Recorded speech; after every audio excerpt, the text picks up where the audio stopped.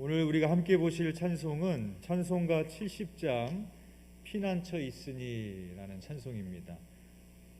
이 찬송의 멜로디는 영국 국가하고 똑같습니다. 그런데 영국 찬송가에는 들어가 있지 않고 한국 찬송가에는 들어가 있습니다. 그 이유는 한때 한국에서도 이 멜로디로 애국가가 불렸던 적이 있었다고 합니다. 이 영국 국가의 가사를 한번 좀 보여드릴게요. 화면. 이 영국 국가의 제목이 God Save the Queen, 하나님 여왕을 지켜주소서입니다. 그 가사를 한번 제가 읽어드릴게요. 하나님 자비로우신 우리의 여왕을 지켜주소서. 고귀한 우리의 여왕을 만수무강하게 하소서. 하나님 우리의 여왕을 지켜주소서. 보내주소서. 그녀에게 승리와 행복과 영광을. 오랫동안 우리를 다스리게 하소서. 하나님 여왕을 지켜주소서. 2절입니다. 주여 하나님이시여 일어나셔서 그녀의 적들을 흩어버리시고 그리고 그들을 무너지게 하소서. 그들의 정치를 혼란하게 하시고 그들의 간교한 계략을 좌절시키소서. 우리의 희망은 오직 당신에게 있으니 하나님 우리 모두를 지켜주소서. 3절입니다. 주님의 최고의 선물을 그녀에게 기꺼이 부어주셔서 그녀가 오랫동안 다스리게 하소서. 그녀가 우리의 법을 수호하고 항상 우리에게 대의 명분을 주소서. 중심으로 목청껏 찬양할 수 있도록 하나님 여왕을 지켜주소서. 이 영국 국가의 가사입니다. 어떤 느낌이 드세요? 완전히 영국 여왕을 칭송하고 있는, 그렇죠? 그 여왕을 칭송하고 있는 그런 국가입니다. 하나님 여왕을 지켜주소서. 우리의 여왕을 만수무강하게 하옵소서. 그녀가 오랫동안 다스리게 하소서. 그런데 그들의 바램대로 엘리자베스 2세가 70년 동안 역대 최고로 오랫동안 다스리게 됐던 여왕이 됐던 것을 우리가 보게 됩니다. 잘 아시다시피 얼마 전에 영국의 여왕 엘리자베스 2세가 96세의 나이로 세상을 떠났습니다. 장례식을 치르는 장면을 보면 그 영국 국민들이 영국 여왕을 얼마나 존경하고 사랑했는지를 우리는 잘 알 수 있습니다. 긴 장례 행렬들이 텐트를 치고 하루 전날 대기를 하고 수많은 사람들이 와서 헌화를 하고 그 여왕 떠나가는 길을 마지막까지 조문하려고 하는 그 영국 국민들의 그 여왕을 사랑하는 마음을 우리는 볼 수가 있었습니다. 그 영국 국가를 보면 God Save the Queen 이렇게 되어 있습니다. 여왕을 구원하소서. 근데 여왕이 죽었지 않습니까? 그렇죠? 그럼 앞으로 이 국가를 어떻게 불러야 될까요? 어떻게 이 문제를 해결해야 될까요? 당장 국가의 가사에 문제가 생겼습니다. 퀸이 돌아가셨어요. 영국 여왕 장례식 때 마지막 대미를 장식하는 부분에서 영국 국가를 불렀습니다. 그때 영국 국가를 어떻게 불렀는가 하면 God Save the Queen을 God Save the King으로 바꿔 불렀습니다. 이제 그 아들 찰스 3세가 이제 왕위를 물려받게 되니까 이제 퀸이 아니라 킹으로 바꿔서 부르는 장면이 나왔습니다. 그 영상 잠깐 한번 좀 보도록 하겠습니다.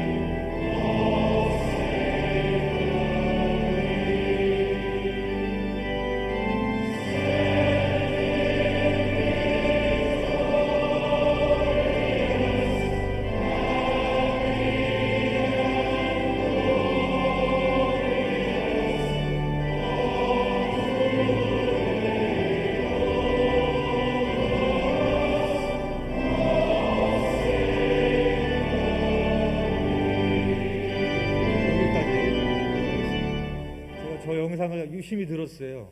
퀸이라고 그러는지 킹이라고 그러는지 잘 안 들리더라고요. 근데 기사들을 보니까 킹이라고 그렇게 영국 여왕 장례식 때 마지막으로 불렀다고 합니다. 영국의 여왕 엘리자베스 2세는 25살의 젊은 나이에 갑자기 왕위에 오르게 됩니다. 엘리자베스의 아버지가 조지 6세인데 아버지가 왕위에 오른 지 11년 만에 폐암으로 세상을 빠르게 떠나게 됩니다. 그래서 엘리자베스 2세가 갑자기 결혼하자마자 신혼의 단꿈을 깨지도 못한 상황에서 왕위에 갑자기 오르게 됩니다. 그 엘리자베스 여왕의 아버지였던 조지 6세의 이야기가 영화로도 만들어졌습니다. 여러분 킹스 스피치라는 영화 들어보셨어요? 킹스 스피치? 엘리자베스 2세의 아버지의 이야기입니다. 그래서 서거한 엘리자베스 2세의 아버지가 말 더듬이었어요.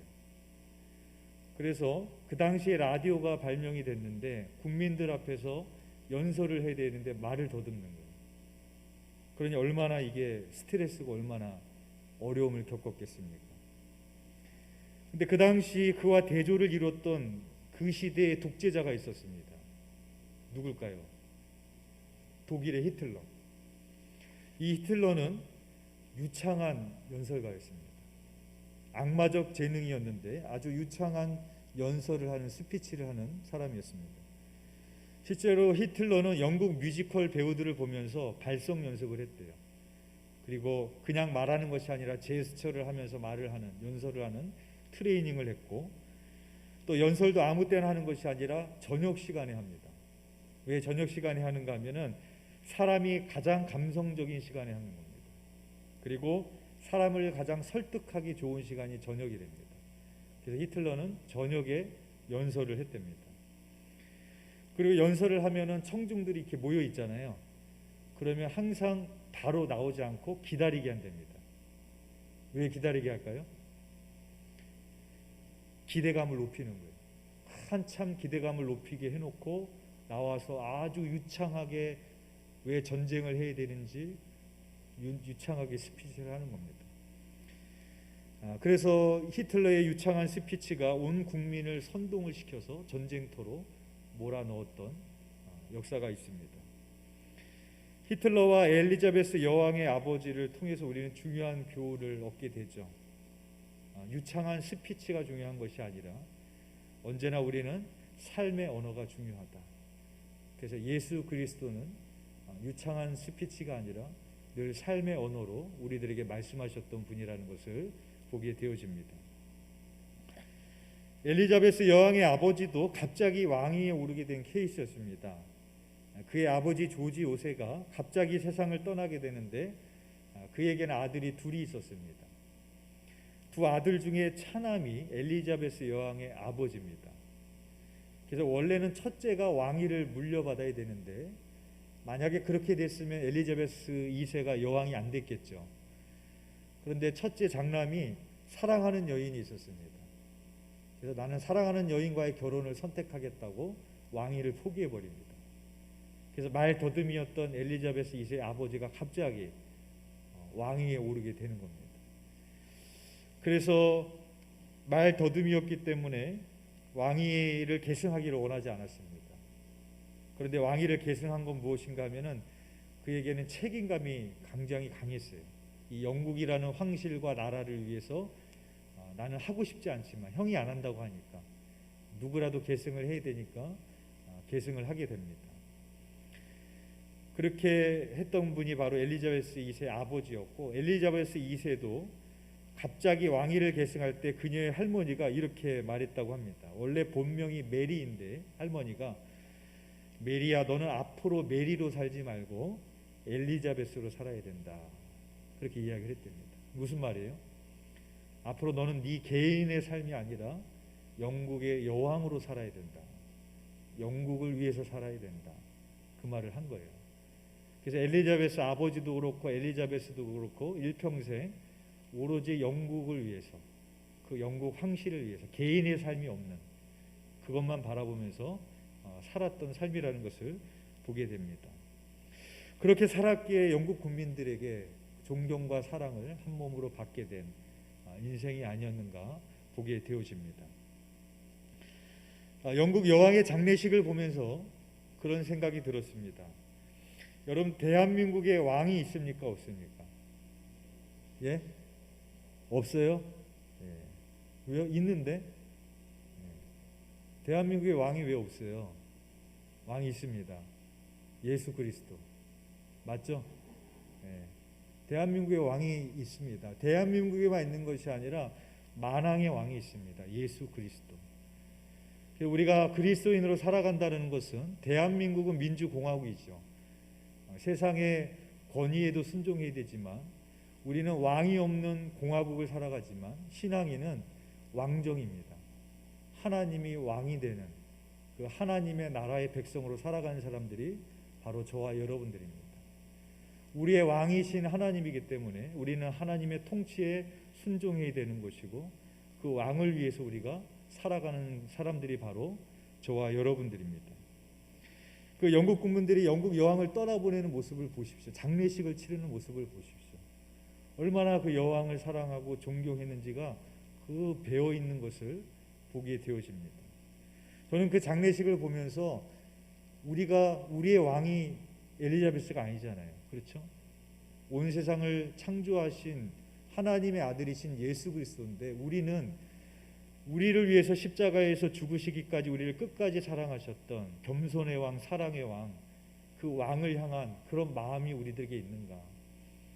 영국 국민들은 그 여왕, 그 인간을 위해서도 그렇게 애틋함과 간절함으로 떠나보내는데 우리는 우리의 왕 대신 예수 그리스도를 향한 그런 마음이 있는가? 저는 영국 장례식을 보면서 그런 마음을 가져보게 되었습니다.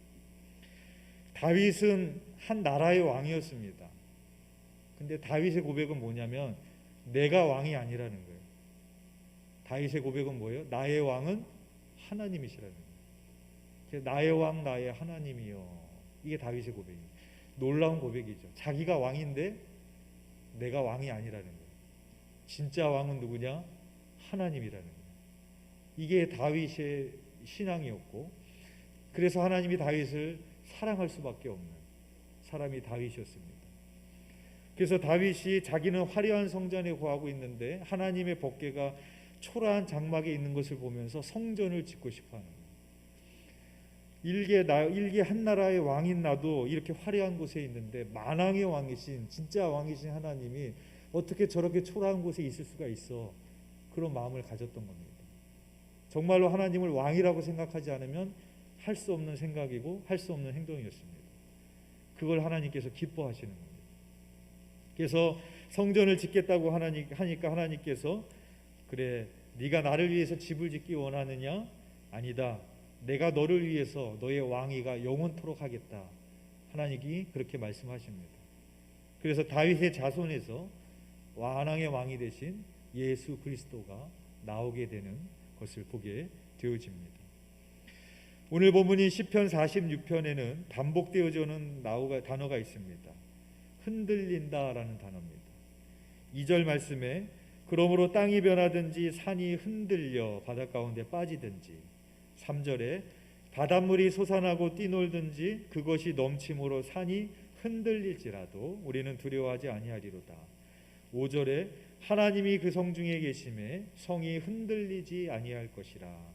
6절 말씀에 문나라가 떠들며 왕국이 흔들렸더니 계속 흔들린다라는 말이 반복되어져 나옵니다. 먼저 흔들리는 대상을 보니까 첫 번째로 산입니다. 그래서 2절과 3절에 보면 산이 흔들려 산이 흔들릴지라도 라고 말하고 있습니다. 여기서 산이 흔들린다라는 것은 어떤 의미인가? 두 가지 의미로 생각해 볼 수 있습니다. 첫 번째는 지진과 같은 재난을 생각해 볼 수가 있죠. 그래서 땅이 변하여 산이 흔들리는 그 지진으로 인하여서 흔들리는 모습을 묘사했을 수 있을 것입니다. 실제로 지진을 경험했던 사람은 트라우마가 있습니다. 예전에 네팔 선교사님이 한번 오신 적이 있었는데 그때 저희 재봉틀 보내고 그랬을 때 남기장님 기억나시나요? 그 DTS 선교사님 재봉틀 우리가 보냈을 때 그 선교사님이 한번 오셨을 때 얘기를 해주시는데 그때 네팔에 엄청난 지진이 있었어요. 수많은 사람, 수천 명이 죽었습니다. 그리고 나서 몇 년이 지났는데도 그 얘기 하시더라고요. 그 사람들은 아직도 지진에 대한 트라우마에서 벗어나지 못한다. 그러니까 지진이라는 것이 경험해 보지 않으면 이게 얼마나 무서운 건지를 모르는 거죠. 집이 막 흔들립니다. 근데 집 밖으로 나갔는데 집 밖에도 흔들립니다. 온 세상이 다 흔들려요. 피할 곳이 없는 거예요. 그것이 바로 지진이죠.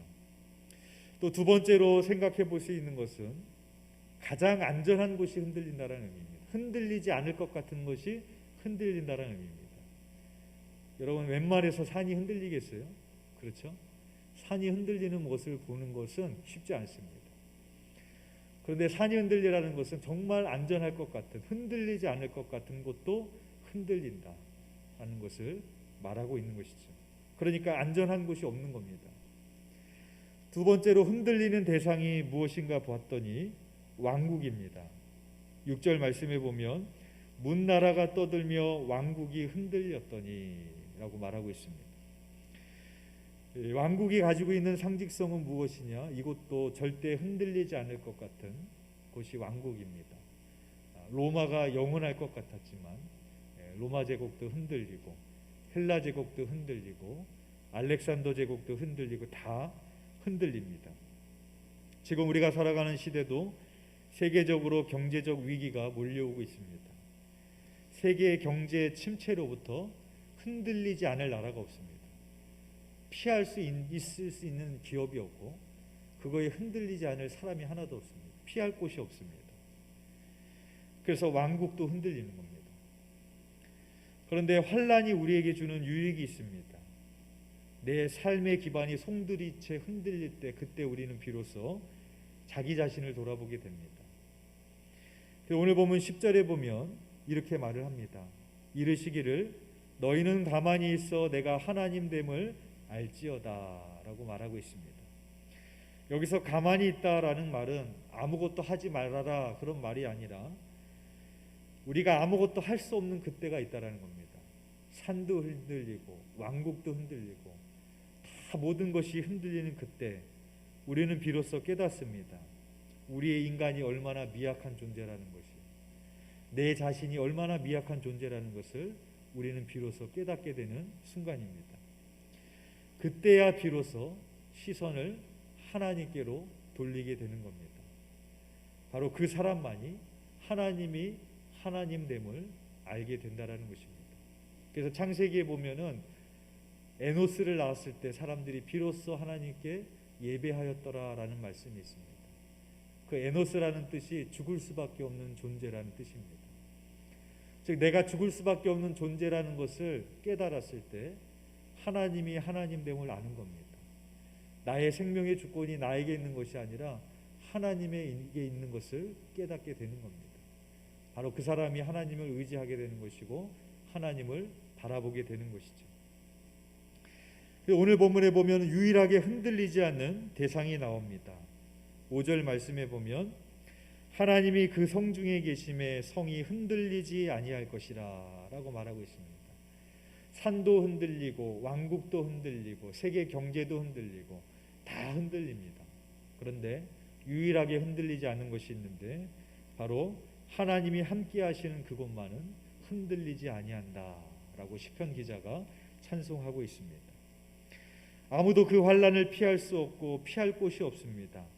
그런데 우리에게 유일하게 피할 수 있는 것이 있는데 그것이 바로 우리의 피난처가 되시는 하나님이심을 시편 기자가 고백하고 있습니다. 성경에 나오는 자주 쓰이는 용법 중에 하나가 수미 쌍관법입니다. 처음 시작할 때라 마지막 시작 끝날 때가 같은 말로 시작해서 끝나는 그런 구조입니다. 시편에 보면 이런 구조들을 많이 보게 되는데 이런 방법을 사용하는 이유는 강조하기 위함입니다. 오늘 보면 시편 46편 1절과 11절에서도 같은 말로 시작하고 끝나고 있습니다. 그것은 바로 하나님이 우리의 피난처가 되신다라는 그런 고백으로 시작하고 끝나고 있는 것을 볼 수 있습니다. 우리가 우리의 삶의 기반이 흔들릴 때 비로소 우리는 우리의 영원한 피난처가 되신 하나님을 바라보게 되어집니다. 세상의 모든 것이 다 흔들립니다. 우리가 무엇을 의지하고 우리가 누구에게로 피해야 되겠습니까? 세상의 그 어딘가가 아니라, 그 누구가가 아니라, 나의 힘과 나의 재력과 나의 어떠한 계획이 아니라 오직 하나님만이 우리의 피난처가 되어주시는 줄 믿습니다.